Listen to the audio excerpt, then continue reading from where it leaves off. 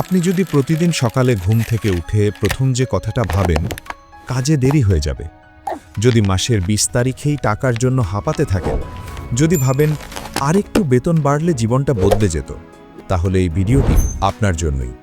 কারণ আজকে আমি আপনাকে একটা কঠিন সত্য বলবো, আপনি ধনী হতে পারবেন না। হ্যাঁ, ঠিক শুনেছেন, আপনার বর্তমান মানসিকতা নিয়ে আপনি কখনোই ধনী হতে পারবেন না। আর এই একটি কথাই হয়তো আপনার পুরো জীবন বদলে দিতে পারে।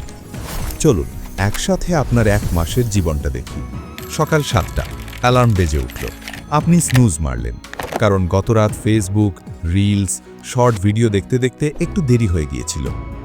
অফিসে বসে কফির কাপ নিয়ে প্রথম যে চিন্তাটা মাথায় আসে, কবে ছুটি আসবে।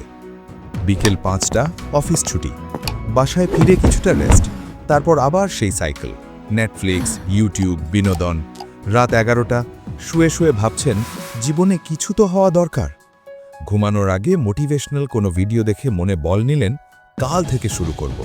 এরপর আবার সেই সকাল, সেই অ্যালার্ম, সেই স্নুজ বাটন। এই যে চক্র, এই যে একই দিন হাজারবার কাটা, এর নামই হলো গরিবের মানসিকতার চক্র। আপনি ভাবছেন টাকার অভাব না? বন্ধু, আপনার টাকার অভাব নেই, আপনার টাকা রাখার মানসিকতার অভাব। টাকা আসে আর হাত ফসকে চলে যায়। কেন? কারণ আপনার মানসিকতা এখনও সেই খরচ করা মানসিকতায় আটকে আছে, সেভ করার মানসিকতা তৈরি হয়নি। এটা ঠিক যেমন আপনি একটা ছেঁড়া ব্যাগে পানি রাখতে চাচ্ছেন, যতই পানি ঢালুন না কেন সব গড়িয়ে পড়বে। প্রথমে ব্যাগটা ঠিক করতে হবে, আপনার মনের ব্যাগটা এখনও ছেঁড়া। ধরুন আপনার গ্রামে দুজন কৃষক আছেন, করিম এবং রহিম। দুজনেরই একই পরিমাণ জমি, একই ফসল। করিম সারা বছর পরিশ্রম করে ধান ফলালো।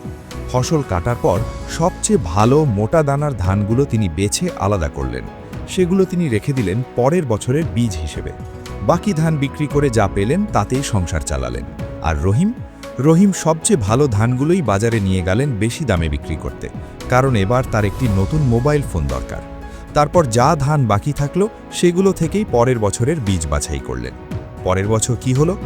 করিমের জমিতে আগের বছরের চেয়েও ভালো ঘন ফসল হলো, কারণ বীজই ছিল শ্রেষ্ঠ। আর রহিমের ফসল হয় কিছুটা কম। এরপর রহিম আবার সেই কম ফসলের মধ্য থেকে বীজ নিলেন। 5 বছর পর করিমের ফসলের পরিমাণ রহিমের ফসলের প্রায় 2 গুণ। করিম এখন জমি কিনতে শুরু করেছেন। রহিম এখনও সেই একই জমিতে আগের চেয়েও কম ফসলে সংসার চালাচ্ছেন। এখানে ধান হলো আপনার আয়, ভালো ধান বেছে রাখা হলো আপনার সঞ্চয়, আর বীজ হলো আপনার বিনিয়োগ। আপনি যদি প্রতি মাসের আয়ের সবচেয়ে ভালো অংশটাই প্রথমে বীজ হিসেবে না রাখেন, যদি বাকিটা থেকে বাঁচলে সঞ্চয় করব এই মানসিকতায় থাকেন, তাহলে আপনি রহিমের মতোই হবেন। প্রথম নীতি, প্রথম ফসল বীজের জন্য। মানে স্যালারি পাওয়ার দিনই প্রথম টাকা যাবে সঞ্চয়ে, বাকিটা দিয়ে জীবন চালাবেন। আগে ব্যয় কেটে যা বাঁচবে সেটা সঞ্চয় নয়, এটা হলো গরিবের ফর্মুলা। আমাদের মানসিকতার সবচেয়ে বড় শত্রু হলো একটা জিনিস সিনড্রোম।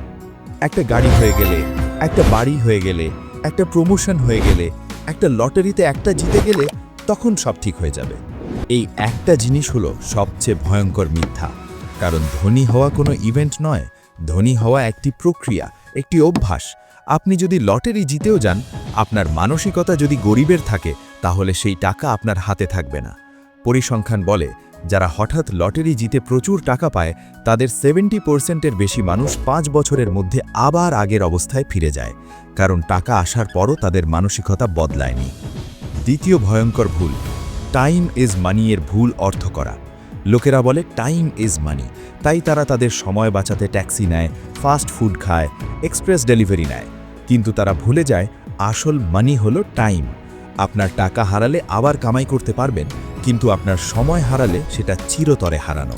যে 24 ঘন্টা আপনি আজ নষ্ট করলেন সেটা ফিরে পাবেন না কখনো। তাই ধনীরা টাকা দিয়ে সময় কেনে, আর গরিবরা সময় দিয়ে টাকা বাঁচায়। এই মানসিকতার ফারাকটাই সব। তো মানসিকতা বদলাবেন কিভাবে? আপনাকে একটা সহজ কিন্তু শক্তিশালী নিয়ম দিচ্ছি, 15x15x15 নিয়ম। প্রথম 15% আপনার যে কোনো আয়ের 15% সঙ্গে সঙ্গে আলাদা করে ফেলবেন। এটা হবে আপনার বীজের ভাণ্ডার। এই টাকা আপনি কোনো কালে খরচ করবেন না, এই টাকা শুধু বিনিয়োগের জন্য। আগে এই 15% আলাদা করবেন, তারপর 85% দিয়ে ব্যয় মেটাবেন। দ্বিতীয় 15 মিনিটস প্রতিদিন 15 মিনিট সময় দেবেন আপনার আর্থিক শিক্ষার জন্য। শেয়ার বাজার না, বেসিক জিনিস, সঞ্চয়, সুদ, ডেট, ইনফ্লেশন, কম্পাউন্ডিং। প্রতিদিন 15 মিনিট, 1 বছরেই আপনি 5475 মিনিট শেখা হয়ে যাবে, যা 90+ ঘন্টার সমান। আপনি হয়ে উঠবেন আপনার সার্কেলের সবচেয়ে আর্থিকভাবে স্মার্ট ব্যক্তি। তৃতীয় 15 ইয়ার্স, আপনার বিনিয়োগের প্ল্যান তৈরি করবেন অন্তত 15 বছর মেয়াদি। কম্পাউন্ডিংয়ের জাদু দেখতে হলে সময় লাগে। যে গাছ আজকে ফল দেবে তার বীজ 15 বছর আগে রোপণ করতে হয়েছে। আপনি যদি 15 বছর ধরে নিয়মিত বিনিয়োগ করেন, আপনার পোর্টফোলিও নিজে থেকেই শক্তিশালী হয়ে উঠবে।